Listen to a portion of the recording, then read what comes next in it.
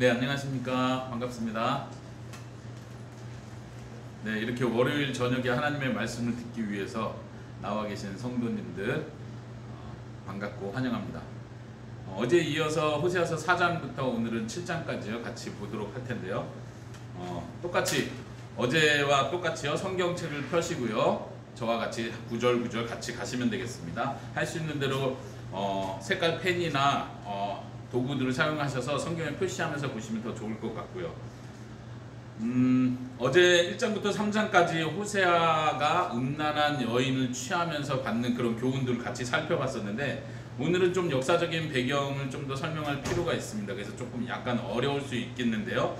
우리가 호세아서 총 14장까지를 전체를 다 보기 위해서 우리가 수요일까지 매일 저녁 같이 살펴보는데, 어떤 분들은 생각하시기에 너무 길고 지루하다 이렇게 생각하시는 분들도 있을지 모르겠습니다. 하지만 오늘날 우리가 어떻게 보면 빨리 음식을 빨리 먹고 싶은 인스턴트 음식들을 좋아하는 이런 시대에 살고 있는데, 어떻게 보면 말씀도 우리가 그런 마음이 있지 않나 싶습니다. 성경 본문을 볼 때, 성경을 읽어가고 묵상하고 혹은 설교를 들을 때조차도 우리는 뭔가를 빨리 은혜를 받고 싶어하고 뭔가 빨리 나에게 주는 하나님의 음성, 답을 듣고 싶어 할 때가 많은 것 같습니다. 그런데 이번 말씀 사경에는 여러분들의 그런 마음을 좀 차분하게 가라앉히시고 호세아서 전체를 살펴보는 것을 통해서요, 이 호세아 선지자가 어떻게 하나님의 마음을 계속 표현하고 있는지를 우리가 발견하는 것이 중요합니다.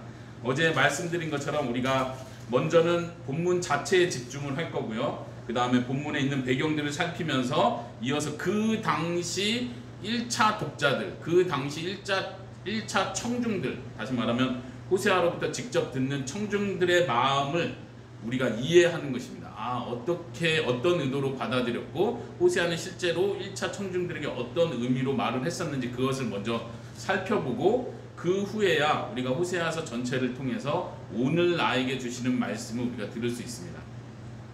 그래서 저와 같이 살펴보시면서 빨리 그럼 나보고 어떻게 하라는 얘기지? 내가 무엇을 적용해야 하지? 이런 거에 너무 마음 조급해 하시지 마시고요. 본문 자체에서 무엇을 말하고 있는지를 계속 저와 같이 먼저 살펴보실 수 있기를 바랍니다. 오늘 호세아서 4장입니다. 호세아서 4장도 어제에 이어서 3장에 이어서 계속 이어지는 내용의 말씀이라고 생각하시면 됩니다.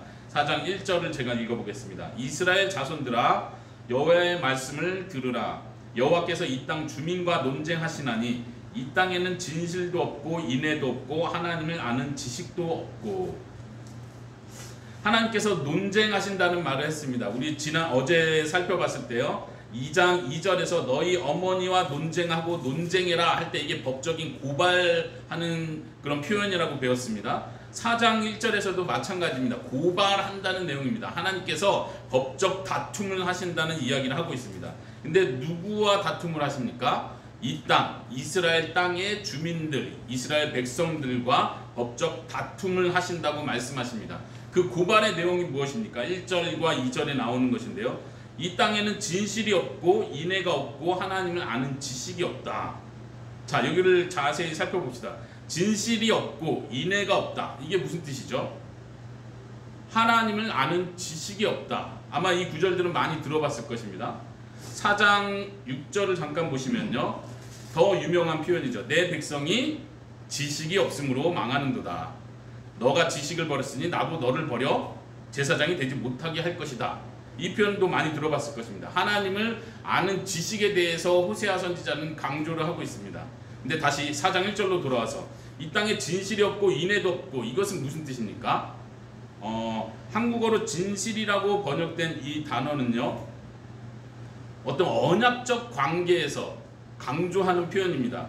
우리가 흔히 한국말로 이 사람은 진실한 사람이야, 진실해야 돼 라고 할 때 그냥 믿을 만한 사람, 이런 차원이 아니라 언약 관계에서 흔들리지 않는 관계를 표현합니다. 다시 말하면 언약을 맺었으면, 약속을 했으면 그걸 충실하게 지키는 것에 대해서 진실이라는 표현을 씁니다. 그 옆에 나온 인애라는 단어도 그 맥락에서 같이 이해가 됩니다. 다시 말하면 인애라는 단어는요, 구약 성경에서 아주 유명한 단어인데 헤세드라는 단어입니다. 들어보셨습니까? 네, 헤세드라는 말은 성경에서 인애라고도 번역이 되고 혹은 사랑으로도 많이 번역되는 단어입니다. 특별히 하나님의 사랑을 표현할 때 헤세드 이 단어를 많이 쓰는데요. 이 인애라는 단어는 특별히 이 문맥에서는 똑같이 언약적 관계에서 그 하나님께서 신실하심을 지켜가는 그 신실함을 표현하는 것입니다. 약속에 있어서 신실함. 근데 이스라엘 백성은 언약에 대해서 충성하는 것도 없고 언약에 대해서 신실함도 없다. 그리고 하나님에 대한 지식도 없다라고 하나님께서 고발하고 계신 것입니다. 다시 말하면 진실과 인애와 하나님을 아는 지식 이 세 가지는요 사실 한 가지로 표현이 될 수 있습니다. 그래서 4장 6절에서는 내 백성이 지식이 없음으로 망하는도다. 이 지식에 대한 이야기 한 가지만 하고 있습니다. 우리가 계속 살펴보면서 하나님에 대해서 알아가는 것, 하나님에 대한 지식, 이것에 대해서 호세아가 계속 강조하게 될 텐데요. 이 지식, 하나님에 대한 지식이 무엇을 의미하는지를 계속 정확하게 알아가는 것이 중요합니다. 계속 설명이 될 거라고 믿습니다. 4장 2절에 보니까 하나님께서 계속 고발하십니다. 오직 저주와 속임과 살인과 도둑질과 간음과 포악과 피가 뒤를 이음이라. 여기에 여러 가지 죄악들이 나열되고 있습니다.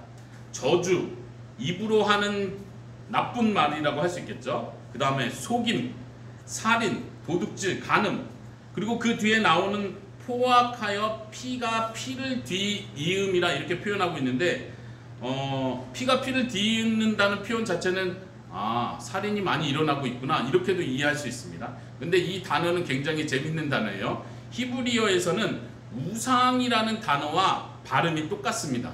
이 피라는 단어와 우상이라는 단어가 똑같아요. 다시 말하면 우상에 우상을 더한다 이렇게 표현도 할 수 있는 것입니다. 하나님께서 고발하시기를 잘 보면 2장에 나오는 이 범죄의 내용들은 십계명을 어기는 그 범죄의 내용들입니다. 십계명을 어긴 것에 대한 하나님의 고발이라고도 볼 수 있습니다. 하나님께서 이 땅을 고발하셨습니다. 그리고 3절에 보니까 그러므로 이 땅이 슬퍼하며 거기 사는 자와 들짐승과 공중에 나는 새가 다 쇠잔할 것이요 바다에 고기도 없어지리라. 하나님께서 고발을 하시고 그러기 때문에 형벌이 주어져야 된다고 말씀하십니다. 근데 그 형벌이 뭐죠? 재미있는 것은 이 땅의 사람들이 그러니까 멸망할 것이다 이렇게 표현하지 않고요. 땅이 슬퍼한다고 말합니다. 땅이 슬퍼한다는 표현은 땅이 마른다, 말라간다 이런 단어하고도 같이 상통하는 단어입니다.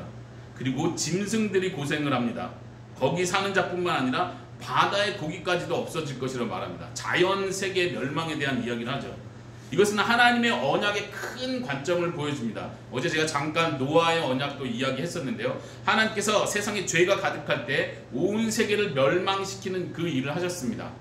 그리고 하나님께서는 자연과 약속을 맺으시는 장면을 우리가 제가 언급을 했었는데요. 여기서도 그런 저주의 내용을 다시 반복을 하고 있습니다. 근데 특이하고 재밌는 것은 마지막 부분에 바다의 고기도 없어지리라. 여러분들 이 표현 어디서 들어본 적 있으십니까? 들어보기 힘든 표현입니다. 왜냐하면 잘 생각해 보십시오. 노아의 홍수 때 바다의 고기에 대한 심판의 내용이 나오지 않습니다.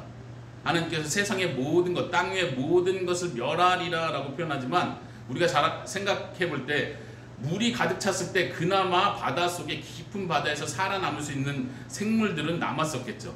근데 호세아는 큰 저주를 말하면서 바다의 모든 생물조차도 없어질 그 큰 심판을 말하고 있다는 점에서 굉장히 특이한 표현입니다. 하나님께서 이 땅이 저주를 받고 이 땅에 있는 사람뿐만 아니라 짐승들까지 자연 만물들까지 다 저주받고 심판받을 것이라고 이야기를 합니다. 그 죄목이 뭐라고요? 진실이 없고 인애가 없고 하나님을 아는 것이 없다는 것입니다. 4절을 한번 보십시오. 4절은 우리가 호세아서 4장을 많이 보면서도 4장 1절부터 6절까지 많이 보면서도 4장 4절은 사실 좀 한글로는 이해하기 힘든 번역입니다. 그러나 어떤 사람이든지 다투지도 말고 책망하지도 말라. 내 백성들이 제사장과 다투는 자처럼 되었음이니라. 무슨 뜻이죠? 네, 이거는 좀 한글 자체로는 어떤 의미인지 받아들이기가 힘든데요. 여러 가지 번역들이 가능하고요. 특별히 영어 성경에 보면은 이렇게 번역하고 있고 잘 그 의미가 통하고 있습니다. 뭐라고 번역하냐면 마지막 뒷부분 내 백성들이 제사장과 다투는 자처럼 되었다. 이 말은 바로 하나님께서 말씀하시길 내가 고발하는 것은 바로 너다. 내가 너와 싸운다. 제사장들아 이렇게 말하고 계신 것입니다. 다시 말하면 지금 고발이 시작되고 4절부터 반전이 일어납니다. 여기서는 그 고발의 대상을 구체화하고 있는 것입니다. 다른 사람들을 고발하는 것이 아니다. 백성들 너희들은 가만히 있어라. 내가 제사장과 싸우겠다. 제사장과 법적 다툼을 하겠다라고 4절에서 선언하고 계신 겁니다. 그러면 5절로 넘어가시고 6절로 넘어가시면 여기서 하나님께서 말하는 대상이 제사장이라는 것을 우리가 인식하고 그 내용을 봐야 됩니다. 5절에 너는 낮에 넘어지겠고, 너는 누굽니까? 여기서는 제사장이 됩니다. 하나님께서 제사장을 고발하십니다. 너는 낮에 넘어지고 너와 함께 있는 누구요? 선지자는 밤에 넘어지리라. 제사장과 선지자는 종교의 지도자들로 대표자들입니다. 근데 하나님께서 이 두 지위에 있는 사람들이 다 넘어지게 될 것이다. 걸려 넘어지게 될 것이다. 이렇게 말합니다. 그리고 내가 내 어머니를 멸하리라. 여기서 갑자기 어머니 이야기가 나옵니다. 제사장의 어머니가 있고 물론 선지자의 어머니가 있겠죠. 근데 여기서 어머니는 땅의 개념을 말합니다. 여러분들 기억나십니까? 어제 제가 2장에서 너희 어머니와 논쟁하라 라고 말할 때 하나님께서 이 어머니를 2장 3절에 보면 광야 혹은 마른 땅으로 비유하면서 이 어머니는 이스라엘 땅 자체를 의미하기도 한다. 이런 이중적 의미가 있다고 했는데요. 여기서도 마찬가지입니다. 제사장과 선지자의 죄로 말미암아 이 땅이 저주받는다는 이야기를 계속해서 이어가고 있는 것입니다. 그 내용 6절 더 자세히 갑니다. 내 백성이 지식이 없으므로 망하는도다. 너가 지식을 버렸으니 나도 너를 버려 내 제사장이 되지 못하게 할 것이다. 제사장이 나오죠. 지금 여기서 너는 누굽니까? 제사장을 가리킵니다. 앞부분에서는 이스라엘 전체 백성들을 고발했다면 지금 여기서는 너는 제사장을 가리킵니다. 제사장이 지식이 없으므로 이스라엘 백성들도 지식을 얻지 못합니다. 제사장이 지식을 버렸기 때문에 이스라엘 백성들도 지식 없이 망하는 자리에 이릅니다. 종교의 지도자들의 책임에 대해서 하나님께서 묻고 계신 아주 중요한 절입니다. 저는 이 말씀을 개인적으로 묵상하면서 많은 찔림을 받았습니다. 저도 사실은 이 호세아 선지자가 이스라엘 백성 전체를 향해서 너희들이 하나님을 향한 지식이 없구나 라고 책망하고 있구나 라고 오랫동안 생각해 왔는데 이 말씀을 연구하면서 물론 한글만 자세히 봐도 충분히 알 수 있는 내용이었는데요. 4절부터 시작해서 하나님께서는 제사장을 고발하고 있다는 사실에 큰 충격을 받았습니다. 여러분들, 우리 성도들이 신앙생활을 바로 제대로 하기 위해서는 목사가 하나님의 말씀을 제대로 가르쳐야 합니다. 목사가 하나님에 관한 지식을, 하나님이 어떠한 분이신지를 잘 알고 성경의 말씀을 따라 잘 가르쳐줘야 합니다. 물론 성도들은 그 하나님의 말씀을 잘 가르치는 목사를 존중하고 잘 섬기고 배워야 합니다.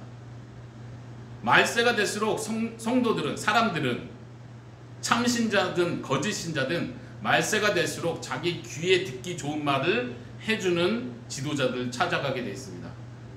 오늘날 어떻습니까? 우리가 그런 경고의 말씀을 들어야 합니다. 이때 당시도 하나님께서는 분명하게 제사장들, 선지자들을 지적하고 있습니다. 말하기를 제사장이 되지 못하게 할 것이요 내가 내 하나님의 율법을 잊었으니 나도 내 자녀들을 잊어버릴 것이다.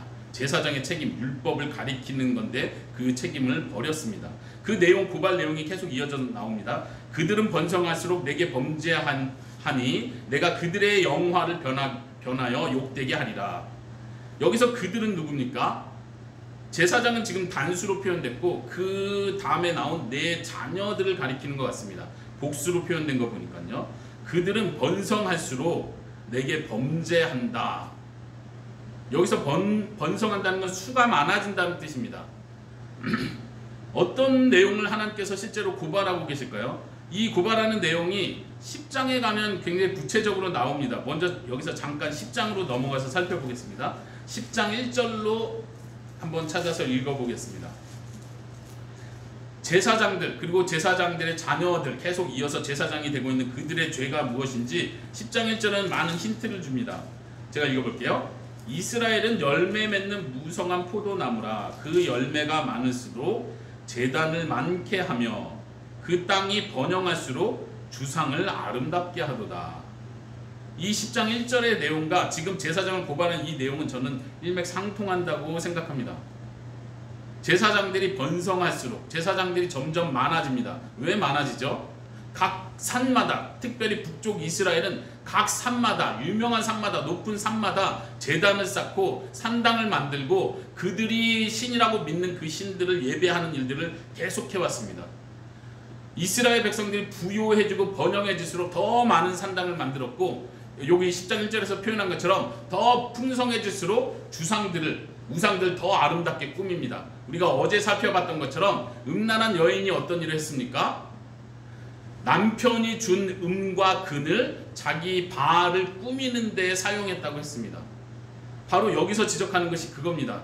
우리가 지난 시간에 살펴봤던 그 음란한 여인은 어떻게 보면 종교 지도자들을 가리키는 표현입니다. 종교 지도자들이 더 심하게 음란한 일을 했다는 것을 하나님께서 지적하고 계십니다. 그들의 자녀들이 그런 일들을 했습니다. 8절에도요. 그들이 내 백성의 속죄물을 먹고, 속죄물을 먹는다는 표현을 하는 거 보니까 제사장을 가리키는 것이 분명합니다. 그들이 백성의 속죄물을 먹고 그 마음에 그들의 죄악을 두는도다. 종교 행위는 계속합니다. 그렇지만 그들의 마음속에는 죄를 짓는 거에 관심이 있고 탐욕에 관심이 있고 돈을 불리고 부유해지는 거에 관심이 있습니다. 9절에 장차는 내 백성이나 제사장이나 동일함이라. 내가 그들의 행실대로 벌하며 그들의 행위대로 갚으리라. 그들이 먹어도 배부르지 아니하며 음행하여도 수요가 늘어나지 못하나니 이는 여호와를 버리고 따르지 아니함이라. 하나님께서 다시 한번 심판을 선언하십니다. 제사장들뿐만 아니라 제사장들 때문에 백성조차도 지식이 사라지고, 백성들이 본받아야 할 제사장들이 죄악을 범하고 탐욕을 부리는 걸 보고 백성들도 똑같이 따라합니다. 하나님을 모르는 삶을 살아갑니다. 그러기에 하나님은 그 행위대로 갚으시겠다고 말합니다. 그들이 먹을 것을 추구하고 번성을 추구하지만 먹어도 배부르지 않을 것이라고 말합니다. 음행을 하여도 어떻게 보면 성적인 관계를 갖고 또 어떤 우상들을 통해서 다산의 복을 누리고 싶어 하지만 그런 복들이 주어지지 않을 것이라고 하나님이 말씀하십니다. 그러면서 다시 한번 그 이유를 여호와를 버렸기 때문이다 라고 말합니다. 지식을 버렸다는 말과 하나님을 버렸다는 말은 똑같은 말입니다. 너희가 지식을 버렸으므로 망하는도다. 이 표현은 너희가 하나님을 버렸기 때문에 망하는 것이다. 하나님께서 이렇게 말씀하고 계신 것입니다. 그 다음 단락으로 넘어갑니다. 11절부터 19절인데요. 여기서는 특별히 우상 숭배에 대한 죄를 고발하는 내용입니다. 종교 지도자들에 대한 이야기를 했습니다. 그리고 11절부터는 우상 숭배의 내용을 쭉 다룹니다. 이것은 제사장들을 비롯해서 이스라엘 백성들이 이렇게 행위를 한 것을 하나님이 지적하시는 거죠. 11절에 음행과 묵은 포도주와 새 포도주가 마음을 빼앗았다. 포도주에 취해서 제 정신이 아니고 혼미한 사람처럼 되었다는 이야기를 합니다. 12절에 내 백성이 나의 나무에게 묻고 그 막대기는 그들에게 구하나니. 나무에게 묻습니다. 나무를 신으로 섬기고 있네요. 막대기는 여기서 점치는 도구로 생각할 수 있습니다. 혹은 나무로 만든 우상 조각을 말할 수 있습니다. 그리고 그것들이 대답을 해줍니다. 그리고 그 말을 듣습니다. 그들이 음란한 마음에 미혹되어 하나님을 버리고 음행함이라. 우상 숭배하는 것과 음행을 하는 것을 동일시 놓고 있습니다. 그들은 이미 마음이 뺏겼습니다. 음란한 마음 때문에 미혹이 되었습니다. 다른 우상을 쫓아가고, 우상이 때로는 응답을 주는 것 같고 우상이 때로는 나에게 복을 주는 것 같으니까 사람들의 마음이 빼앗깁니다. 그리고 하나님을 버리게 되는 것이죠. 13절도 계속 고발합니다. 산 꼭대기에 제사를 드린다. 나무 그늘마다 그곳에서 음행을 하며 제사를 드린다. 13절 끝에 보니까 딸들이 음행하고 며느리가 간음한다. 여자들까지 동원되는 것을 보죠. 제가 어제 잠깐 설명했지만 1월 성신을 섬기는 일에는 특별히 여자들이 음식을 만드는 일에 적극적으로 동참을 했습니다. 14절에 재미있게 역설적으로 표현합니다. 딸들이 그렇게 음행을 하고 며느리가 우상숭배에 간음을 하지만 내가 벌하지 않겠다. 이게 무슨 말이죠? 용서해 준다는 뜻입니까? 전혀 그렇지 않습니다. 그 뒤에 이어서 나오는 말이 14절 중반에요. 이는 남자들도 창기와 함께 나아가며 음부와 함께 희생을 드리기 때문이다. 남자들이 그렇게 하기 때문에 여자들이 이렇게 하는 건 아무것도 아니다. 이거는 차라리 용서해 줄 수 있는 수준이다 라고 말하고 있습니다. 여기서도 우리는 중요한 부분을 깨달아야 합니다. 하나님은 왜 남자와 여자를 차별해서 벌을 주시죠? 어떻게 차별하셨습니까? 여자들이 그렇게 음행하는 건 용서해 주겠다. 왜? 남자들이 이 정도인데 여자들이 이런 건 당연할 수밖에 없다. 다시 말하면 책임은 남자에게 있다는 얘기를 하고 있습니다. 분명하게. 억울합니까? 네. 이건 남녀 차별인 겁니다. 오늘날 우리의 관점으로 보면 남녀 차별입니다. 이 남녀 차별은 똑같이 지도자들과 백성을 차별하는 하나님의 심판과도 같습니다. 하나님은 백성들을 심판하기 전에 지도자들 더 크게 심판하십니다. 선생된 자가 더 큰 심판을 받는 것입니다. 말씀을 가지고 있는 종교 지도자들이 더 큰 책임을 가지고 있는 것입니다. 오늘날 많은 성도들이 타락하는 것을 봅니다. 오늘날 많은 성도들이 잘못된 길로 가는 것을 봅니다. 그 죄값은 많은 부분 선생된 자, 말씀을 가르치는 자가 책임을 져야 합니다. 남자와 여자의 관계는 무엇입니까? 하나님께서 가정 안에서 남자를 책임지는 자로 하나님께서 남자를 여자의 머리로 세우셨다는 증거입니다. 남자가 책임을 져야 합니다. 여자가 음행을 한다면, 여자가 잘못된 길로 간다면 가장이 책임을 져야 합니다. 자녀의 잘못을 부모가 책임져야 하듯 집 안에서 일어나는, 아내에게 일어나는 잘못된 모든 것에 대해서 남자가 하나님 앞에 책임을 지게 되어 있습니다. 하나님께서 그 말씀을 하고 계십니다. 남자들이 이렇게 하고 남자들은 도리어 여자들에게 우상 숭배하는 일을 하도록 허락을 하고 격려를 했겠죠. 하나님께서 그것을 심판하는 내용을 무섭게 말씀하십니다. 깨닫지 못하는 백성은 망하리라. 14절 끝입니다. 깨닫지 못하는 백성은 망하리라. 하나님을 알지 못한다는 것입니다. 지혜가 없다는 것입니다. 무엇이 참 하나님을 섬기는 것인지, 하나님에 대한 지식이 무엇인지를 모르는 자들, 깨닫지 못하는 자들은 망할 것이라고 계속해서 하나님은 경고하고 계십니다. 이 깨닫는다, 안다, 이 표현이 호세아에서 많이 반복됩니다. 우리가 마지막 날 14장 끝에서 이 부분을 보겠지만요, 14장 제일 마지막 절 9절을 잠깐 넘겨서 보시겠습니까? 14장 제일 끝에 9절입니다. 누가 지혜가 있어 이런 일을 깨달으며 누가 총명이 있어 이런 일을 알겠느냐. 호세아서 마지막 마무리를 할 때 전혀 새로운 것 같은 지혜에 대한 이야기를 합니다. 참된 지혜는 무엇입니까? 우리가 잠언 지혜서에서도 잘 아는 것처럼 참된 지혜는 여호와를 경외하는 것입니다. 하나님을 두려워하고 하나님만 예배하는 것입니다. 그분 아래에 들어가는 것입니다. 이것을 깨닫지 못하는 자, 이것을 알지 못하고 하나님이 아닌 다른 것을 두려워하고 하나님이 아닌 다른 것을 의지하는 그들은 망할 것입니다. 이것은 오늘날 우리에게도 주는 분명한 동일한 변하지 않는 경고의 말씀입니다. 15절이요. 이스라엘아 너는 음행을 행하여도 유다는 죄를 범하지 못하게 할 것이니라. 여기서 북쪽 이스라엘과 남쪽 유다를 또 구분해서 말하고 있습니다. 북쪽은 이미 하나님의 심판 안에 들어왔다는 걸 분명히 말해주고 있습니다. 우리가 어제도 살펴본 것처럼요, 하나님께서는 그나마 남쪽 유다에게는 희망을 가지고 계신 것 같습니다. 1장에서 그 이야기를 했었죠. 1장 7절에서 유다 족속은 내가 긍휼히 여길 것이다. 북이스라엘은 내가 긍휼히 여기지 않을 것이지만, 이렇게 표현했던 것처럼 여기서도 하나님은 다시 그래도 유다는 건들지 마라, 이런 표현을 하고 있습니다.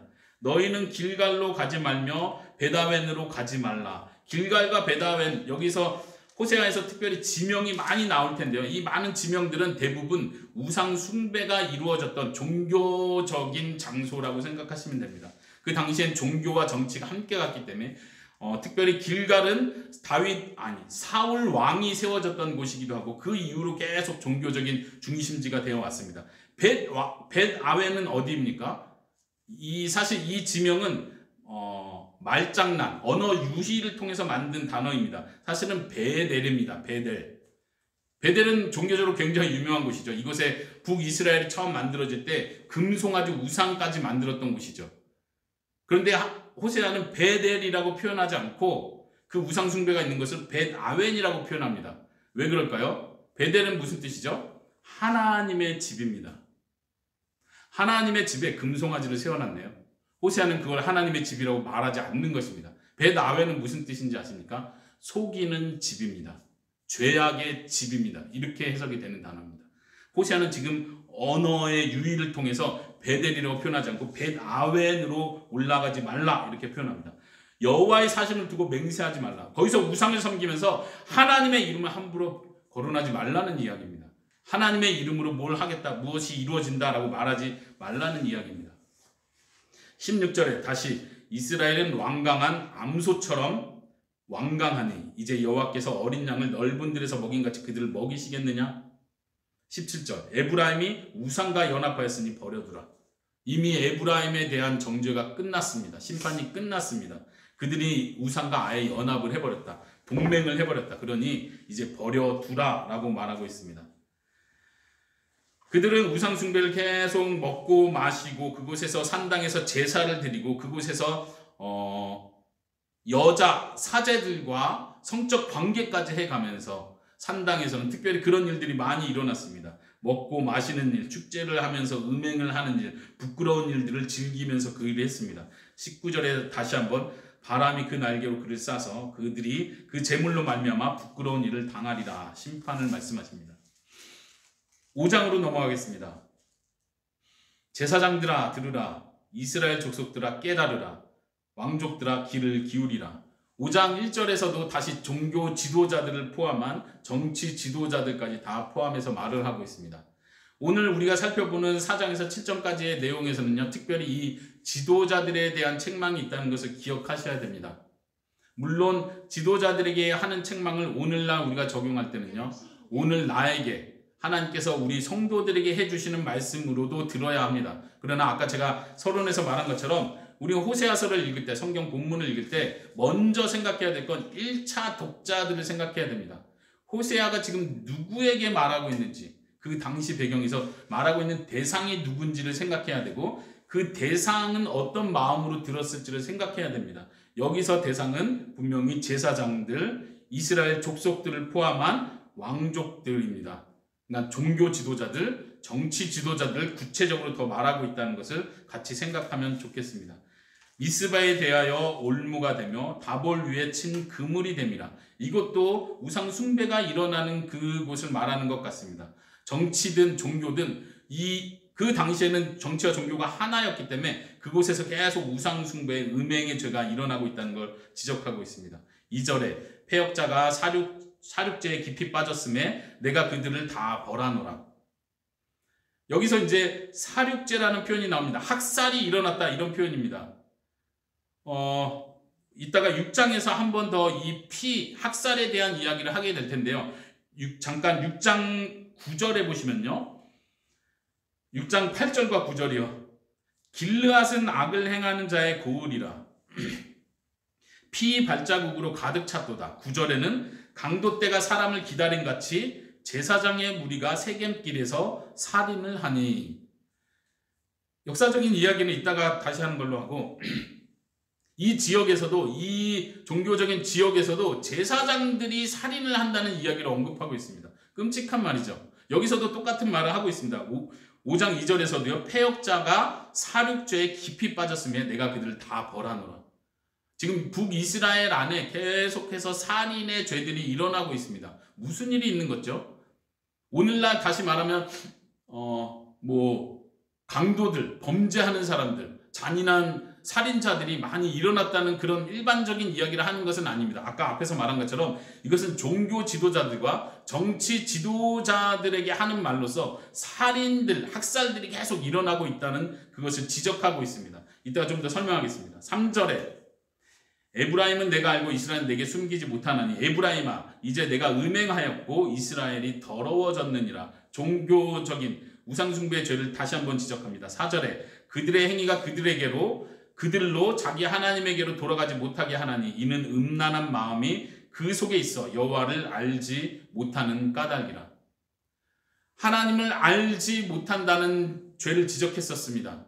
그런데 여기서는 왜 하나님을 알지 못하는지를 설명해 주고 있습니다. 왜 하나님을 알지 못합니까? 음란한 마음이 그 속에 있기 때문입니다. 음란한 마음은 무엇입니까? 아까 앞에서도 나왔던 단어입니다. 4장 12절에 그렇게 표현하죠. 4장 12절이요. 그들이 음란한 마음에 미혹되어 하나님을 버리고 음행하였다. 여기서도 똑같은 말을 계속해서 반복합니다. 지금 종교 지도자들에게 정치 지도자들에게 계속해서 호세아 선지자는 귀에 박히도록 똑같은 말을 반복하고 있습니다. 여기에 음란한 마음으로 너희가 하나님을 버리고 음행을 하고 있다.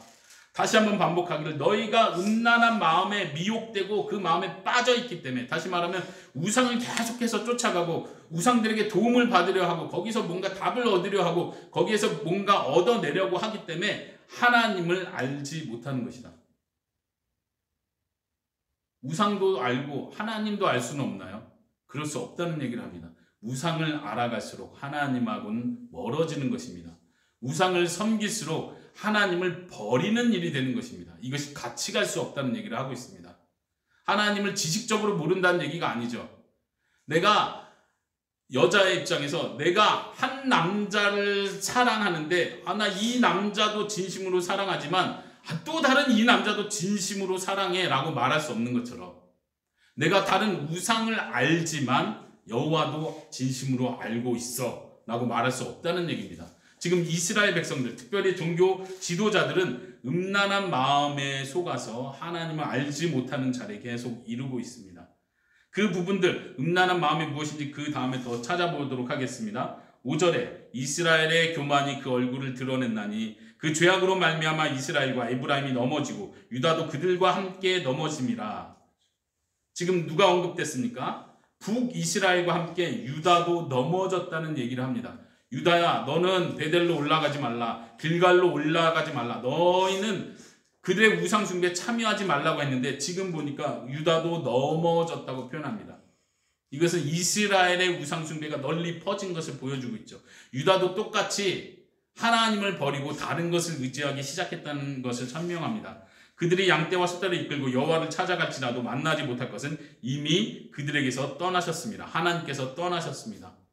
그들에게 더 이상 응답을 주지 않습니다. 하나님의 복은 뭐라고 했습니까? 너희가 부를 때에 내가 응답할 것이다. 그러나 하나님의 벌은 무엇입니까? 너희가 나를 찾을지라도 내가 말하지 않겠다. 나는 듣지 않을 것이다. 내가 의 얼굴을 너에게 보여주지 않겠다. 이것이 하나님의 저주입니다. 7절에 그들이 여호와께 정조를 지키지 않고 사생아를 낳았으니 그러므로 세 달이 그들과 그 기업을 함께 삼키리로다. 다시 음행의 비유로 돌아옵니다. 정조를 지키지 않았다고 표현합니다. 여기서 정조를 지키지 않았다는 원어는요, 속인다는 기본적인 뜻이 들어있습니다. 속이는 일입니다. 특별히 남편을 속이는 일이죠. 남편을 속이는 것이 무엇입니까? 다른 남자를 사랑하는 것이죠. 바람을 피는 것을 말합니다. 그래서 정조를 지키지 않았다 이렇게 번역을 했습니다. 정조를 지키지 않고 사생아를 낳았습니다. 법적이지 않은 아들을 낳은 거예요. 남편을 통해서 낳은 아들이 아니라 바람핀 다른 남자를 통해서 아들을 낳았다는 이야기입니다. 이 말은 뭐예요? 이스라엘 백성들이 이스라엘 자손이 사생아가 되었다는 이야기를 합니다. 이스라엘 자손들이 사생아라는 이야기는 법적인 아들이 아니기 때문에 그 땅을 물려받을 수 없다는 얘기를 같이 합니다. 그래서 기업이 함께 삼킨다 이렇게 표현합니다. 하나님께서 하시는 정죄는 이스라엘 백성들이 이스라엘 땅에서 쫓겨나게 될 것이라는 것입니다. 왜냐하면 더 이상 이스라엘 자손은 이스라엘 땅을 소유할 수 있는 자격이 없는 사생아에 불과하기 때문이다. 그렇기 때문에 쫓겨날 것이라는 얘기를 하고 계신 것입니다. 자, 이어서 또 새로운 단락이 시작됩니다. 8절부터 15절까지요. 5장 8절부터 15절까지는 역사적 배경으로 설명이 됩니다. 거기 보면 8절에 베냐민이라는 지파 이름이 나오고요. 9절에는 에브라임 지파가 나옵니다. 특별히 이 지파가 나온다는 면에서 어떤 역사적 배경이 있다는 걸 우리가 짐작할 수 있습니다. 또 보면요, 13절에 에브라임은 아수르로 가서 야렙 왕에게 사람을 보내었다 이런 표현이 있네요. 야렙 왕은 어떤 상징적인 명칭으로 부르는 호칭인데 위대한 왕 이런 뜻입니다. 아수르의 왕에게 사람을 보내서 도움을 요청했다는 이야기를 하고 있는 것입니다. 지금 상황은 어떤 상황이냐면 북이스라엘의 베가 왕이 아람 왕과 연합을 해서 아수르와 대적을 하기 위해서 아랍 왕과 연합을 한 상태입니다. 그리고 지금 아수르에 의해서 계속 억압을 받기 때문에 아람 왕의 도움을 도움을 요청하고 연합을 한 거고요. 그리고 북이스라엘의 베가 왕 때 유다, 남쪽 유다의 요담 왕을 불러서 우리와 연합해서 아수르와 싸우자라고 말합니다. 지금 베가는 이스라엘이 멸망하기 바로 전의 왕입니다. 바로 전전의 왕입니다. 그러니까 지금 아수르의 공격이 얼마나 심할 때인지를 우리가 생각을 해야 됩니다. 그러니까 베가 왕의 입장에서는 아수르를 물리치려는 의지 때문에 남쪽 유다에게도 도움을 청한 거예요. 그런데 어떻게 했습니까? 유다 왕 요담은 이 도움 요청하는 손길을 거절을 하고 도리어 아수르 편을 듭니다. 그래서 북이스라엘 베가와 아람 왕 르신이 남쪽 유다를 공격합니다. 다시 말하면 결국은 북쪽과 남쪽의 싸움이 된 상태입니다. 둘 다 망하게 된 상태입니다. 하나님께서 지금 이 배경에서 말을 하고 있습니다. 결국에 이 베가 왕 다음에 호세아 왕, 다시 말하면 이스라엘이 마지막 멸망할 때의 그 왕, 호세아 왕은 결국은 다시 아수르에게 도움을 청합니다. 13절이 그것을 표현해 주는 거예요. 결국은 다시 아수르에게 가서 손을 벌리고 도움을 요청하지만 도움을 얻지 못합니다. 그래서 호세아 왕은 결국은 다시 이집트에 찾아가서 이집트에게 도움을 청하게 됩니다. 그리고 어떻게 됩니까? 역사가 분명히 말해주는 것처럼 결국은 북쪽 이스라엘은 아수르에 의해서 멸망하게 되죠. 이러한 배경을 이렇게 지금 선지자가 예언과 함께 역사의 배경으로 이야기를 하고 있습니다. 8절부터 한번 쭉 읽어볼게요. 이해가 되시나 보십시오. 너희가 기브야에서 나팔을 불며 라마에서 나팔을 불며 벳아엔에서 외치기를 베냐민아 내 뒤를 쫓는다 할지어다. 지금 아수르에 많이 정복되고 남은 지파 중에 하나가 베냐민 지파고 에브라임 지파입니다. 벌하는 날에 에브라임이 황폐할 것이다. 내가 이스라엘 지파 중에서 반드시 있을 일을 보였노라. 유다 지도자들은 경계표로 옮기는 자 같으니 내가 나의 진노를 그들에게 물같이 부으리라. 유다 지도자가 갑자기 나오는 이유는요, 유다가 지금 북쪽 이스라엘과 싸우고 있습니다. 경계표로 옮긴다는 건 그것을 정복해 나간다는 이야기를 표현하는 것이겠죠. 북쪽과 남쪽이 지금 싸우고 있습니다. 11절에 에브라임은 사람의 명령 뒤따르기를 좋아하므로 학대를 받고 재판의 압자를 받는도다. 사람의 명령을 뒤따른다. 아마도 여기서는 그들이 따르고 있었던 아람 왕을 가리키는지 모르겠습니다. 12절에 그러므로 내가 에브라임에게는 좀 같으며 유다 족속에게는 썩이는 것 같도다. 12절은 내가는 누구입니까? 호세아 자신을 가리키는 것보다도 여기서는 하나님의 말씀을 대언하는 자로서 하나님을 가리킵니다. 하나님께서 친히 에브라임에게 좀과 같은 존재가 되시겠다고 말합니다. 유다 족속에게는 썩이는 것과 같은 존재가 되시겠다고 말합니다. 이 표현이 우리가 좀 생소하긴 하지만요, 무엇을 말하냐면 이들에게 질병을 일으키는 존재가 되시겠다고 말씀하시는 거예요. 특별히 질병 이야기를 하는 이유는 그 뒤에도 14절에 보면 하나님께서는 내가 에브라임에게 사자 같고 유다 족속에게는 젊은 사자 같겠다. 하나님께서 사자 같아지겠다 이렇게 표현하는데, 이 표현은 뭘 의미하냐면요, 신명기 28장에 보면 하나님께서 이스라엘 백성이 내 말에 순종하지 않으면 그들에게 저주를 내리겠다라고 저주의 목록을 쭉 이야기하시면서 하나님께서 그들에게 질병을 주시겠다. 하나님께서 그들에게 전염병을 보내실 것이고 들짐승들이 그들을 다 상하게 만들 것이다. 들짐승을 보낼 것이다. 독수리를 보낼 것이다. 이렇게 표현하는 표현들이 있는데 바로 그 언약적 저주를 표현하는 표현입니다. 그런데 더 강력하게 표현하죠. 하나님께서 어떻게 심판하십니까? 내가 직접 전염병이 되겠다. 하나님께서 말씀하시기를 들짐승을 보내는 게 아니라 내가 들짐승이 돼서 내가 사자가 돼서 너희를 물어 뜯어버리겠다.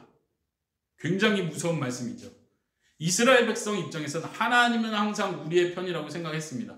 여호와가 계심으로 우리가 멸망하지 않을 거라고 여호와를 붙들기도 했었습니다. 그렇지만 그들은 여호와를 알지 못하는 자들이었습니다.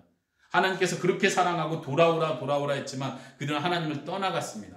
그래, 떠나갔느냐, 어쩔 수 없구나, 나는 마음이 아프구나 이렇게 하고 끝나는 것이 아니라 하나님은 나는 너와 언약을 맺었었다. 너가 내게 순종하고 내게 속하면 내가 너의 하나님이 되고 너의 남편이 되지만 너가 나를 떠났을 땐 떠나는 걸로 끝나는 것이 아니다. 어떻게 해요? 내가 너의 대적이 될 것이다. 하나님께서 너의 대적이 될 것이다 라고 말씀하십니다. 아주 무서운 경고의 말씀이시죠. 나의 편이셨던 그 하나님께서 내가 그 하나님을 떠날 때 하나님은 나의 원수가 되십니다. 하나님의 원수는 바로 우리들이 되어버립니다. 무서운 경고의 말씀입니다. 하나님께 속하느냐, 그렇지 않으면 하나님의 원수가 되느냐, 이 둘 중에 하나밖에 없다는 것을 우리에게 명확하게 보여줍니다. 다른 길은 없습니다. 우리가 쉬운 말로 이렇게 표현하죠. 천국 아니면 지옥입니다. 중간은 없습니다. 하나님께 속하시겠습니까? 아니면 하나님과 대적하는 자가 되시겠습니까? 하나님께서 그들을 대적하신다고 표현합니다. 이스라엘의 종교 지도자들이 또 정치 지도자들이 이런 경고의 말씀을 듣고 하나님께서는 반드시 있을 일을 보였노라 라고 9절에서 말씀했는데, 이런 경고의 말씀을 들었을 때 정치 지도자들은 태도를 바꿨을까요? 하나님께 돌아왔을까요? 돌아오지 않았습니다. 호세아는 그거를 분명히 말해주고 있습니다. 계속 반복적으로 경고합니다. 하나님께 돌아와야 하는데 돌아오지 않았다. 정치 지도자들이 판단을 계속 잘못하고 있다.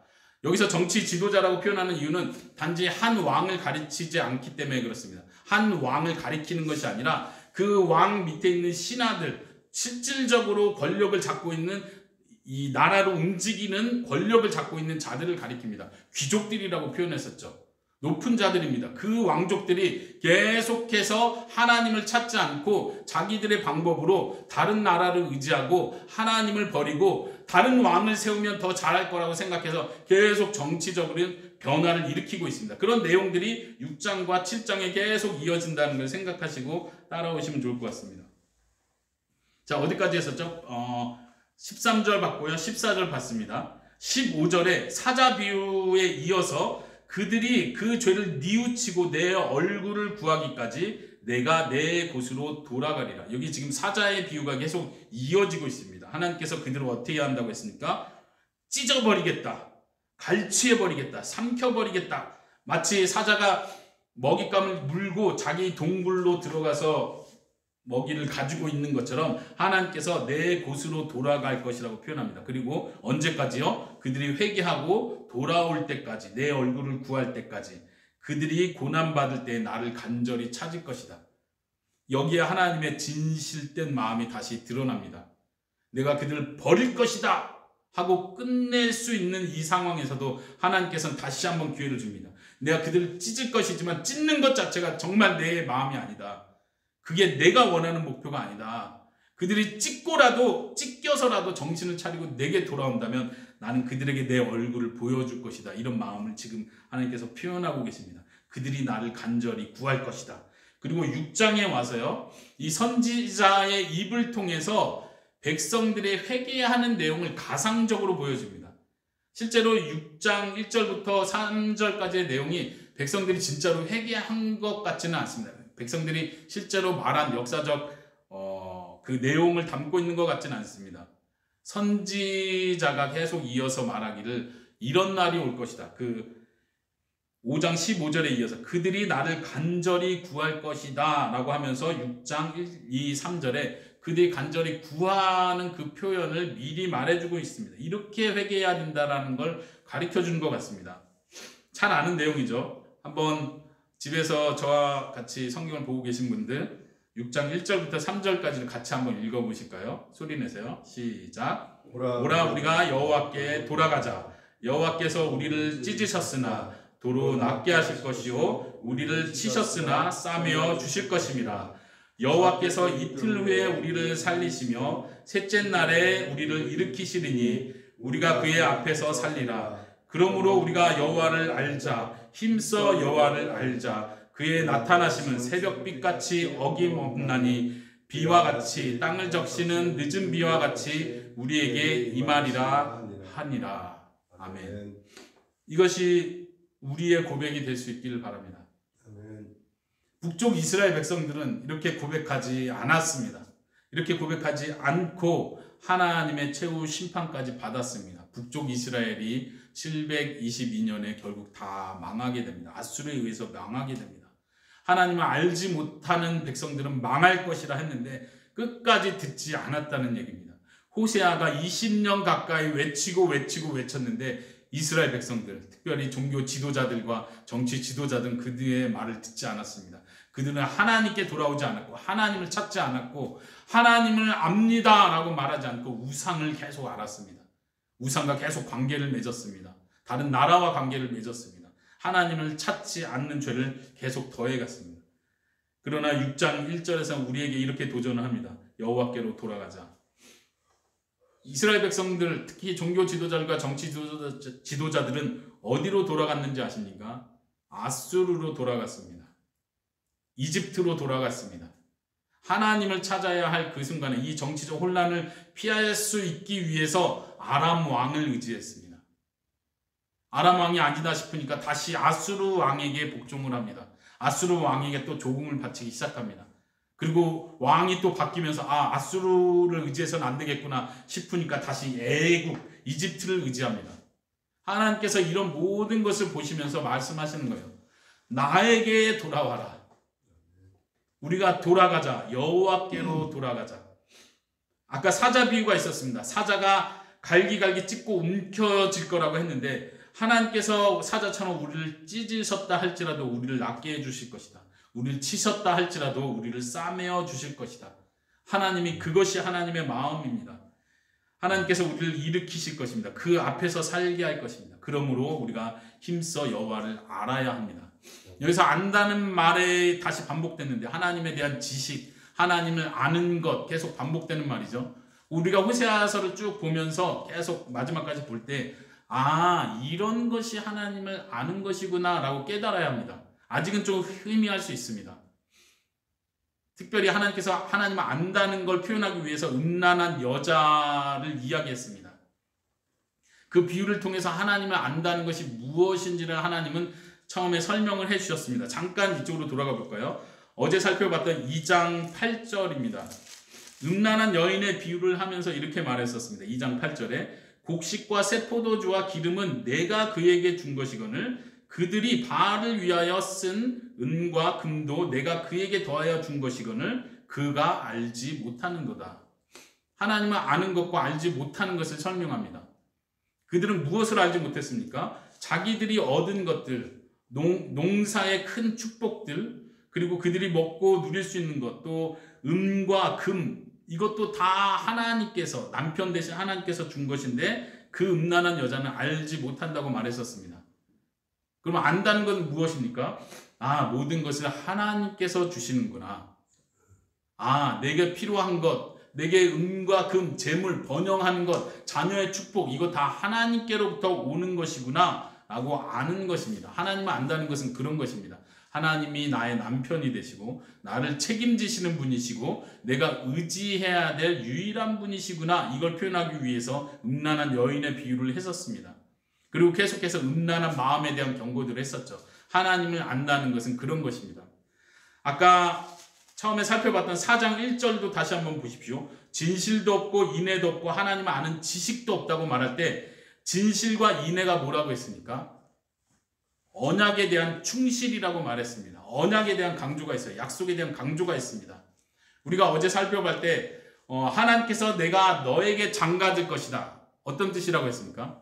내가 너와 약혼할 것이다. 약속을 하는 것을 강조한다고 했습니다. 그런데 이스라엘 백성들은 하나님은 약속을 지키시는 분임에도 불구하고 이스라엘 백성들은 약속을 안 지키는 자들이라는 거 하나님이 계속 강조하고 있습니다. 정조를 지키지 않는다고 강조를 하고 있는 것입니다. 하나님을 아는 지식이 없다는 말은 하나님에 대한 정조를 지키지 않는다는 표현입니다. 정조를 왜 안 지키죠? 이 여자는 자꾸 생각하기를 하나님이 나에게 주시는 게 아니라 다른 남자가 나에게 준다고 자꾸 생각하는 거예요. 저 사람이 나를 사랑한다고 생각하는 거예요. 내가 사랑해야 될 대상은 저 남자라는 거예요. 그러니까 하나님을 버리고 이 남자를 찾아가는 거죠. 그러니까 자꾸 음란한 마음으로 비유를 합니다. 다른 나라를 의지하는 것, 혹은 다른 왕을 세우면 이스라엘 나라가 더 부강한 나라가 되지 않을까? 그래서 왕의 가문을, 왕의 왕조를 막 뒤집어 엎습니다. 반란이 계속 일어납니다. 학살이 계속 일어납니다. 새로운 왕을 세웁니다. 이 왕을 세우면 정치를 잘해서 우리가 먹고 살기 편하게 해주겠지라고 기대를 하고 있는 거죠. 근데 하나님은 그것을 책망합니다. 나에 대한 정조를 버렸다. 내가 너의 남편인데 나를 의지해야 되는데 다른 것을 의지하고 있다. 신실을 지키지 않았다. 충실을 지키지 않았다. 인애가 없다. 언약적 사랑을 버렸다. 이렇게 하나님께서 지적하고 계신 것입니다. 네, 어디까지 했었죠? 네, 다시 돌아와서. 네, 6장 3절까지 봤습니다. 하나님을 알 때 하나님께서는 새벽 빛같이 나타나실 것이고 늦은 비와 또 계속 매년마다 내리는 비, 늦은 비, 이른 비를 하나님께서 내려주실 것이다. 언약의 신실함을 강조하는 표현입니다. 하나님은 그렇게 언약의 신실함을 지켜오셨습니다. 근데 4절에 보니까 다시 그거를 역전해서 경고합니다. 그런데 문제는 에브라임아, 내가 내게 어떻게 하랴? 유다야, 이제 너도 마찬가지. 지금 시간이 많이 지났습니다. 유다도 이제는 똑같이 범죄하는 자리에 빠졌습니다. 유다는 그렇지 않을 거라고 기다려 했던 하나님의 마음이 무너졌습니다. 유다야, 내가 너에게까지 어떻게 해야 되겠느냐? 너희는 이내가 아침 구름이나 쉬 없어지는 이슬 같도다. 아까 우리가 4장 1절에서 찾아봤던 그 이내입니다. 이내는 뭐라고 했습니까? 언약적 신실함입니다. 그것이 아침 구름이나 이슬처럼 쉽게 사라져버린대요. 남편 대신 그 하나님과 맺었던 언약을 쉽게 잊어버리고 하나님을 버린다는 뜻입니다. 그러므로 내가 선지자들로 그들을 치고 내 입의 말로 그들을 죽였노니 내 심판은 비처럼 나오느니라. 선지자들 계속해서 보내셔서 그들을 책망하셨음에도 불구하고 그들은 인애를 버렸습니다. 6절도 계속 똑같이 반복하죠. 나는 인애를 원하고 제사를 원하지 아니하며 번제보다 하나님 아는 것을 원하노라. 하나님의 말씀이 이것입니다. 하나님을 아는 것을 원한다. 계속 그 맥락에서 이야기를 하고 있죠. 인애를 원한다. 여기서 인애는요, 특별히 하나님에 대한 신실함을 가리킵니다. 하나님의 언약에 대한 신실함을 가리킵니다. 이 인애는 특별히 자비라고도 번역이 되고 사랑이라고도 번역되는 거예요. 하나님에 대한 언약의 신실함 안에서 다른 사람들을 똑같이 신실한 자로 대하고 형제로 대하고 사랑을 베푸는 것. 그래서 언약적 신실함과 함께 인애, 자비, 사랑 이렇게도 번역될 수 있는 그 단어입니다. 이스라엘 백성들은 하나님에 대한 신실함도 지키지 않았고 이스라엘 백성들 서로 가운데 자비를 베풀고 신실함, 인애를 베풀어야 할 그 순간에도 그걸 다 버린 것입니다. 하나님이 진심으로 원하는 건 단지 종교적인 제사가 아닙니다. 더 많은 산당을 만드는 것이 아니었습니다. 도리어 그런 번제들, 제사들보다 하나님이 누구신지를 정확히 아는 것입니다. 하나님도 의지해보고 바알신도 의지해보고 아세라 목상에게도 절해보고 이것이 아니라 하나님만 아는 것, 하나님만 남편으로 받아들이는 것이 하나님을 진심으로 아는 것입니다. 7절에서 그들은 아담처럼 언약을 어기고 거기에서 나를 반역하였느니라. 이 아담이란 단어는 우리가 알고 있는 창세기 아담일 수도 있고요. 또 아담이라는 지역을 지칭할 수도 있습니다. 왜냐하면 7절 뒤에 보니까 거기서 나를 반역하였다. 여기서도 우상 제사가 일어났던 것 같습니다. 8절에 길르앗은 악을 행하는 자의 고울이라 피 발자국으로 가득 찼도다. 아까 살펴봤었죠. 9절에 강도떼가 사람을 기다린 같이 제사장의 무리가 세겜 길에서 살인을 하나니 여기서 제사장들이 살인한다는 얘기가 나옵니다. 왜 제사장들이 살인을 하죠? 이건 영적인 의미인가요? 영적으로 그 백성들 무지하게 만들어서 잘못된 길로 인도하니까 죽인다는 뜻인가요? 아니요. 제가 볼 때는 실질적으로 일어난 어떤 중요한 많은 사람들이 알고 있는 사건을 언급하는 것 같습니다. 왜냐하면 특별히 그 지역이 나오고 있습니다. 세겜이라는 지역을 언급하고 있죠. 이 세겜에서 제사장들의 살인, 학살이 일어났다고 합니다. 이 세겜은 특별히 어떤 곳이냐면요. 베가가 이스라엘의 왕 베가가 반역을 일으켜서 새로운 왕조를 만들어낼 때 부가히야라는 그 자기 전의 왕을 그 왕조를 멸망시키기 위해서 베가가 살인을 저지른 곳이 바로 세겜입니다. 세겜이라는 곳에서 죄송합니다. 네, 세겜은 죄송합니다. 제가 말을 다시 정정하겠습니다.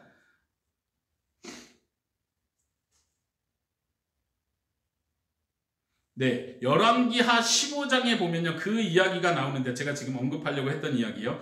베가가 새로운 왕조를 세우기 위해서 자기가 왕이 되기 위해서 대학살을 일으킬 때 세겜의 사람들과 같이 동원을 해서 세겜에 있는 사람들 50여 명의 사람들과 동원을 해서 그 부가히야의 왕조를 다 없애는 살인 사건을 일으킵니다. 그 지역을 언급하는 것이 그 학살을 언급하는 것입니다. 근데 왜 제사장 이야기가 나올까요? 여기서 우리가 자연스럽게 추측해 볼 수 있는 것은 제사장들도 왕이 바뀔 때마다 계속해서 제사장들의 세력이 바뀌었다는 거 우리가 생각해야 합니다. 그래서 정치 지도자들과 종교 지도자들은 같이 움직입니다. 왕조가 바뀔 때마다 제사장의 무리의 세력자들이 바뀌겠죠. 그 왕은 전 왕을 지지했던 제사장들 무리가 있었을 거고, 새롭게 반역을 일으키는 사람의 편이 돼서 그를 지지하는 종교 지도자들이 있었을 거고요. 그런 면에서 제사장들 사이에서도 계속해서 학살이 일어났을 것입니다. 하나님은 그것을 지적합니다. 이 땅이 북쪽 이스라엘 땅이 피로 가득 찼다라고 계속해서 표현하는 것이 바로 그것입니다. 우리가 잘 아는 것처럼 북이스라엘은 계속해서 왕조가 바뀌어 왔습니다. 왕조가 바뀔 때마다 학살이 일어났고, 귀족들뿐만 아니라 종교 지도자들 사이에서도 계속해서 학살이 일어났습니다. 하나님께서는 이것을 더 이상 참아 보시지 못하고 계십니다. 그래서 10절에 말하기를 내가 이스라엘 집에서 가증한 일을 보았나니 거기서 에브라임은 음행을 하였고 이스라엘은 더럽혀졌느니라. 이것을 음행으로 표현합니다. 그 땅이 피로 더러워졌다는 이야기를 하고 있습니다. 또한 유다도 마찬가지입니다. 유다여 내가 내 백성의 사로잡힘을 돌이킬 때 내게도 추수할 일을 정하였느니라. 유다도 하나님께서 곧 심판하실 것을 말씀하십니다. 네, 여기까지 살펴봤습니다. 마지막 7장을 살펴보겠습니다. 7장도 이런 역사적 맥락에서 같이 계속 살펴봐야 할 내용인데요. 내가 이스라엘을 치료하려 할 때 에브라임의 죄와 사마리아의 악이 드러나도다. 하나님께서는 이스라엘을 치료하려고 하십니다. 그런데도 이스라엘은 하나님께로 돌아오지 않고 더 큰 죄를 범합니다.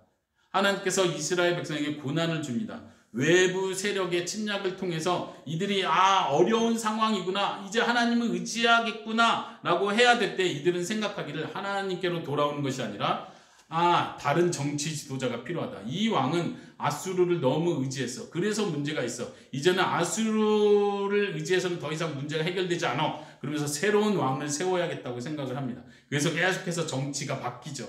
그럴 때마다 하나님께서는 이 고난을 통해서 너희들이 나에게 돌아오기를 원했지만 너희들은 계속해서 죄를 범하는구나, 이렇게 지적을 하고 있는 것입니다.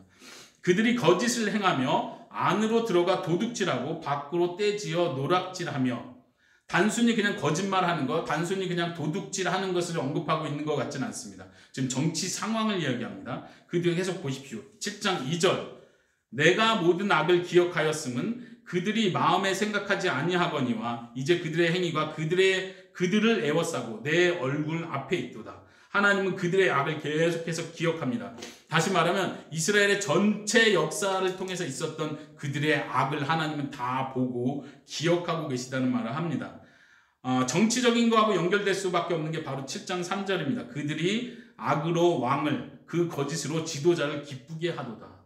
정치 지도자들이 계속 어떤 왕의 편을 듭니다. 지도자들이 그들을 거짓말로 아첨을 하는 일을 합니다. 왕들에 대한 이야기가 7절에서도 나오는데요. 먼저 7절을 보십시오. 그들이 다 화덕같이 뜨거워져서 재판장들을 삼키며 그들의 왕들을 다 엎드러지게 하며. 지금 4절부터는 빵 굽는 자에 대한 비유를 하면서 화덕 같다 이런 이야기를 합니다. 그들이 막 불처럼 화덕, 그 당시에 빵을 굽는 뜨거운 화덕, 뜨거운 불을 지피는 그 화덕 위에 빵을 굽는다고 한다면 이 사람들의 마음이, 정치 지도자들, 정치에 관련된 사람들의 마음이 지금 불처럼 막 타오르고 있다는 겁니다. 뭔가를 막 하려고 열정을 부리고 있다는 것을 표현하면서 화덕 같은 이야기를 쭉 하면서 그들이 7절에서 재판장들을 삼키고 왕들을 다 엎드러지게 한답니다. 이건 다른 왕이 아니라 이스라엘의 역사적인 왕들을 쭉 가리킵니다. 하나님께서 이 상황을 설명하고 있습니다. 이스라엘이 역사 속에서 계속해서 왕을 바꾸면서 나에게는 돌아오지 않고 새로운 왕을 찾아다니는구나, 이렇게 지적하시는 것입니다. 그들 중에 내게 부르짖는 자가 하나도 없도다. 왕은 찾고 새로운 왕은 세우면 될 거라고 생각하는데 참된 왕이신 하나님을 찾지 않는다는 이야기를 합니다. 내일 살펴볼 말이지만 8장 4절로 잠깐 또 넘어가 보실까요? 8장 4절에서도 같은 맥락에서 지적을 합니다. 왕에 대한 얘기죠. 8장 4절입니다. 그들이 왕들을 세웠나니 내게서 난 것이 아니며 그들이 지도자들을 세웠나니 내가 모르는 바이다. 그들이 새로운 왕을 세웠습니다. 반역을 일으켜서, 쿠데타를 일으켜서 왕을 세웠지만 하나님이 선택한 왕이 아니라는 얘기입니다. 하나님이 지시하지도 않았고 하나님이 원하지도 않았다는 것입니다. 그들이 지도자들을 계속해서 새로운 정치 세력들을 일으켜내서 우리의 이 어려운 국가적인 난관을 극복해 나가자고 하지만 하나님께로부터 난 지혜가 아니라는 것입니다. 그들은 계속해서 살궁리를 하지만 하나님과 더욱더 멀어지는 일을 하고 있다고 하나님께서 지적합니다. 8절이요. 7장 8절입니다. 에브라임이 여러 민족 가운데 혼합되니 그는 곧 뒤집지 않은 전병이로다. 뒤집지 않은 전병이로다. 아까 화덕의 비유를 했다면 그 위에 올려져 있는 빵이죠. 굽는 빵에 대한 비유를 합니다. 이 빵은 전병을 잘 굽기 위해서 우리가 후라이팬에 팬케이크를 굽는다고 생각해 보십시오. 팬케이크를 구울 때 후라이팬에 왼 앞뒤로 이렇게 잘 타지 않도록 해야 되는데, 제가 선지자가 하나님의 말씀을 대언하면서 하는 말이 이스라엘 백성이 꼭 화덕 위에 올려져 있는 전병 같다. 그래서 뒤집지 않아서 한쪽은 새카맣게 타서 버릴 수밖에 없는 상태가 됐다. 어떻게 보면 그 새카맣게 탄 부분은 딱딱해진 마음을 표현하는지도 모르겠습니다. 반대쪽은 타지 않은 그냥 아직 덜 익은 그쪽은 그냥 부들부들해가지고 마치 왕에게 아첨하는 자들의 마음을 표현하는 것 같습니다. 한쪽은 딱딱해져 있고 한쪽은 부드러워서 누군가에게 아첨을 하고 있는 그런 표현을 잘 뒤집지 않은 전병으로 표현해주고 있습니다. 그리고 그 위에 여러 민족 가운데 혼합되었다. 이 표현도 여러 민족들 지금 계속 도움을 받고 동맹을 요구하고 도움을 요청하는 것을 계속 표현하고 있습니다. 그들은 이미 이방인들이 그들의 힘을 삼킨 것을 알지 못하고 있다. 이미 멸망이 다가왔고 아수르가 이미 다 삼키고 있는데도 그들은 살궁리를 하고 있다. 자기들이 얼마나 지금 힘이 없는 자인지를 눈치채지 못하고 있다. 10절 보십시오. 이스라엘의 교만은 그 얼굴에 드러났나니 그들이 이 모든 일을 당하여도 하나님 여호와께로 돌아오지 아니하고 구하지 아니하도다. 너무나 슬픈 이야기입니다. 이렇게 어려움을 겪고 있고 문제, 정치적인 문제, 국가적인 위기 상황, 멸망의 위기에 올 때까지도 이들은 하나님을 찾지 않았습니다. 하나님께로 돌아오지 않았습니다. 다른 나라에게로 돌아갑니다. 아수르에게 조공을 바쳤다가 다시 이집트에게 조공을 바칩니다. 또 기회가 될 때마다 다른 지도자들에게 도움을 청합니다. 11절에 에브라임은 어리석은 비둘기 같다. 지혜가 없어서 애굽을 향하여 부르짖는도다. 이것이 지금 동맹을 요청하는 모습을 말합니다. 아수르로 가는도다. 아마도 이것은 아수르로 결국 포로로 끌려가는 것을 표현하는 것 같습니다. 그들이 갈 때 내가 나의 그물을 그 위에 쳐서 공중에 새처럼 떨어뜨리고 전에 그 회중에 들려준 대로 그들을 징계하리라. 어리석은 비둘기 비유를 했다면 어리석은 비둘기가 사냥꾼에게 잘 쉽게 잡히는 것처럼 하나님께서 그들을 떨어뜨릴 거라고 표현합니다. 13절 화 있을진저 그들이 나를 떠나 그릇 같음이니라. 패망할진저 그들이 내게 범죄하였습니다. 내가 그들을 건져주려 하니 그들이 나를 거스려 거짓을 말한다.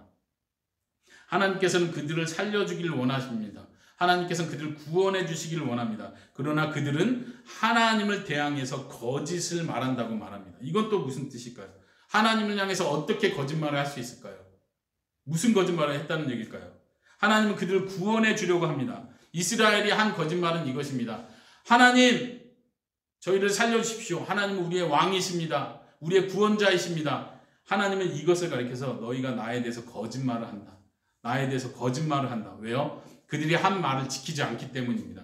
그들은 자기들이 한 약속에 대해서 그 신실함을 쉽게 깨뜨리기 때문에 하나님께서는 말씀하시는 너희가 나에게 대해서 거짓말을 하고 있다라고 말씀하고 있습니다. 14절입니다. 성심으로 나를 부르지 않는다. 내게 돌아오지 않고 나를 부르지 않고 하나님께서 계속 지적하십니다. 오직 침상에서 슬피 부르짖으며 곡식과 새 포도주로 말미암아 모이며 나를 거역하는도다. 하나님은 찾지 않고 하나님은 부르지 않고 도리어 자기들이 슬퍼합니다. 자기들이 모임을 갖고 자기들이 우상 숭배를 하고 잔치를 열고 더 우상을 잘 섬기며 이 우상이 혹시 나를 살려주지 않을까 생각을 합니다. 하나님께서 그들에게 힘을 주셨지만 그들은 하나님에 대해서 도리어 반역을 꾀하는 자가 되었습니다. 왕을 죽이는 일, 하나님께서 세우신 왕을 끌어내는 일을 하나님을 향해서 하나님을 향해서 반역하는 것으로 하나님께서는 지금 표현하고 있는 것입니다. 그들은 돌아오나 높으신 자에게 돌아오지 아니하니 속이는 활과 같으며 그들의 지도자들은 그 혀의 거친 말로 말미암아 칼에 엎드러지리니 이것이 애굽 땅에서 조롱거리가 되리라. 마지막 16절은 이렇게 말합니다. 다시 한번 그들이 돌아오긴 돌아오는데 하나님께로 돌아오지 않는다. 누구에게 돌아간다는 얘기입니까? 다른 왕들에게 돌아간다는 얘기입니다. 다른 나라를 의지하는 쪽으로 돌아간다는 얘기입니다. 그들은 계속해서 거친 말로 거짓말을 일삼고 속이고 새로운 왕을 죽이고 반역을 일으키고 학살을 일으키는 일만 마지막까지 하고 있다는 징계입니다. 이 이야기는 8장에서도 그대로 이어집니다. 자, 오늘 해야 될 분량을 빠르게 왔습니다. 시간이 거의 다 됐습니다. 한번 마무리를 해보도록 하겠습니다. 여러분들 호세아서를 한 절 한 절 읽으면서 그 당시의 역사적 배경이 좀 눈에 들어왔을 것입니다. 역사적 배경은 간단합니다. 이스라엘은 지금 멸망하고 있습니다. 하나님께 돌아와서 하나님을 찾아야 될 때 우상을 의지하고 다른 나라를 의지합니다. 새로운 왕을 세우면 그 왕이 정치를 잘해서 이 국난의 위기를 극복하게 해줄 거라고 기대를 합니다. 근데 하나님은 그것을 향해서 말씀하기를 너희가 나에게 돌아오지 않고 다른 남자를 향해서 쫓아가는 음란한 여인과 같이 나를 버리고 나를 알지 못하고 나를 잊어버렸다고 하나님께서 계속 경고하고 있는 것입니다. 호세아 선지자가 특별히 종교 지도자들과 정치 지도자들에게 이 말을 했다고 생각해 보십시오. 호세아는 어땠을까요? 엄청난 핍박을 받았겠죠. 엄청난 위기가 계속해서 닥쳤겠죠. 도리어 조롱을 받았겠죠. 너가 지금 이 국가의 위기 상황을 몰라서 그래 라는 말을 들었을 것입니다. 아마도 호세아는 그 사람들로부터 너가 정치를 알아? 너가 외교 정치를 알아? 너가 정말 종교가 지금 어떻게 흘러가는지 알아? 이 시스템이 어떻게 굴러가는지 알아? 너는 하나님의 율법을 알아야 된다고 제사장들은 책망하지만 이봐 호세아, 우리는 여로보암 때부터 북이스라엘이 처음 건설될 때부터 예루살렘 성전에서 예배드리는 게 아니었어. 금송아지를 예배드리기 시작했어. 이게 거의 200년 동안 해온 우리의 종교야. 너가 종교 시스템을 알아? 너가 이걸 다 뒤집을 수 있어? 이제 와서 여호와 율법을 지키라고? 어떻게 지킬 건데? 아마 호세아는 그런 욕을 들었을 것입니다. 우리가 이 배경 속에서 호세아를 이해할 때 호세아의 마음뿐만 아니라 하나님의 마음도 이해하게 됩니다. 하나님은 계속해서 말합니다. 너희들에게 중요한 건 다른 것이 아니다. 지금 살아나는 문제가 아니라 나를 찾는 것이다. 내가 정말로 참된 왕이고 내가 참으로 너희들 구원할 자이다. 너희가 지금 다른 것에서 해답을 찾으려 하지만 거기에는 해답이 없다. 정치에 해답이 있는 것이 아니다. 지혜로운 자가 더 많아진다고 해답이 생기는 것이 아니다. 더 훌륭하고 능력 있는 선지자, 종교 지도자가 나온다고 해서 너희들에게 구원을 주는 것이 아니다. 너희들은 나에게 돌아와야 한다. 내가 참 하나님이고 내가 참으로 너희를 구원할 자라는 걸 너희가 알아야 한다라고 하나님이 말씀하고 계십니다. 또 똑같이 살펴본 것처럼 하나님은 무섭게 책망하십니다. 내가 너의 대적이 될 것이다. 내가 직접 사자가 돼서 너희를 물어뜯을 것이다. 나에게 와라. 그렇지 않으면 영원한 저주다. 그렇지만 하나님은 계속해서 기회를 주십니다. 혹시 지금 이 영상을 보고 계신 분들 중에 예수님을 잘 모르시는 분들, 혹시 예수님을 마음으로 진심으로 믿지 못하시는 분들이 계시다면 이 시간을 통해서 다시 한번 생각하시고 결단하는 시간이 될 수 있기를 바랍니다. 우리의 참된 구원자는 오직 하나님뿐이십니다. 다른 신들, 다른 종교에 답이 있지 않습니다. 신앙이 있으신 분들, 하나님을 열심으로 믿고자 하시는 분들도 함께 생각합시다. 우리의 마음이 다른 곳에 뺏겨 있지 않은지 다시 한번 생각합시다. 또 하나, 오늘 특별히 나눈 말씀 속에서 우리가 기도해야 될 제목이 하나 있습니다. 그것은 종교 지도자들을 위한 기도입니다. 특별히 목사님들을 위해서 여러분들이 많이 기도하셔야 됩니다. 하나님의 말씀을 이 마지막 때에 바르게 전하는 목사님들이 많이 일어날 수 있도록, 또 물된 동산 교회 목사님을 위해서, 담임 목사님을 위해서 기도하셔야 됩니다. 하나님의 말씀을 더 깊이 연구하고 묵상해서 우리 성도들에게 더 많이 풍성하게 풀어줄 수 있게 해달라고 기도하셔야 됩니다. 그리고 여러분들은 듣기 싫은 말씀이라 할지라도 하나님의 말씀이라면 들으시는 마음 자세를 갖게 해달라고 기도하셔야 됩니다. 그냥 복을 설교한다고 해서 복이 저절로 오는 것이 아닙니다. 복을 주시는 분은 오직 하나님이십니다. 우리가 다른 것을 의지해서는 안 됩니다. 지금 시대가 더욱 그것을 요구합니다. 코로나 시대에 여러 경제적인 문제들이 있습니다. 이스라엘 백성들이 겪었던 상황과 너무 비슷합니다. 경제적인 문제가 있을 때마다 우상들을 계속해서 찾아갔습니다. 정치 지도자들을 욕했습니다. 정치를 이렇게 하니까 이렇게 힘들어지는 거라고 말합니다. 하지만 하나님이 말씀하시는 걸 들으십시오. 그들에게 답이 있지 않습니다. 오직 하나님이 우리의 답이 되십니다. 하나님께로 돌아가야 됩니다. 하나님을 찾아야 합니다. 하나님께서 세우시는 모든 지도자들을 존중하고 그들을 위해서 기도하며 그들을 통해서 하나님의 복이 임하기를 우리는 꾸준히 기도해야 합니다. 하나님께 돌아가는 것, 그것이 우리가 할 일인 줄로 믿습니다. 어제에 이어서 다시 한번 기도하도록 하겠습니다. 우리 자신의 마음을 살피면서 기도하고 또 하나님을 진심으로 알아갈 수 있게 해달라고 기도할 때 여러분들 마음으로 같이 기도하시고 제가 기도하겠습니다. 살아계신 하나님, 이 시간 기도합니다. 우리가 하나님을 더 알기 원합니다. 그런데 하나님을 안다는 것이 무엇인지조차 잘 모릅니다. 심지어 종교 지도자들도 하나님을 잘 알지 못한다고 성경은 지적합니다. 하나님, 우리가 하나님의 성경 말씀을 통해서 하나님을 알아가기 원합니다. 때로는 하나님의 말씀을 이해하기가 힘들고 때로는 하나님의 말씀이 내 귀에 들리지 않고 내가 듣기 싫은 말씀조차도 들리게 됩니다. 하나님, 우리의 마음의 문을 열어주셔서 하나님의 음성을 듣게 하시고 하나님의 마음을 알아가게 하시고 하나님이 어떠한 분이신지 하나님이 얼마나 나를 사랑하고 계시고 또 반대로 한편으로는 내가 죄를 지을 때마다 내가 하나님을 멀리할 때마다 나를 정말로 슬퍼하시고 애통해 하시며 나를 대적하시고 징계하셔서라도 나를 하나님 품으로 이끌어 주시려고 하시는 분이심을 우리가 알게 하여 주시옵소서.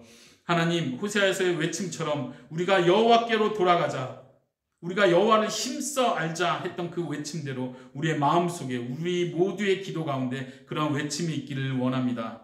하나님, 우리의 기도를 들어주시고 응답하여 주시옵소서. 우리를 멀리 떠나지 마시옵소서. 우리를 사랑하여 주시고 하나님, 우리가 하나님께로 돌아가겠사오니 하나님 우리에게 돌아와 주시옵소서. 하나님께서 우리의 마음을 돌이켜 주시옵소서. 우리의 마음을 새롭게 하여 주시옵소서. 하나님, 이 시간 온라인상으로 인터넷상으로 이렇게 함께 말씀을 묵상한 모든 하나님의 사람들에게 은혜와 복을 더하여 주셔서 이 어려운 때를 이겨낼 수 있는 큰 힘과 위로를 얻게 하여 주시옵소서. 우리의 구원자 되시는 예수 그리스도의 이름으로 기도합니다. 아멘. 네, 감사합니다. 내일 뵙도록 하겠습니다.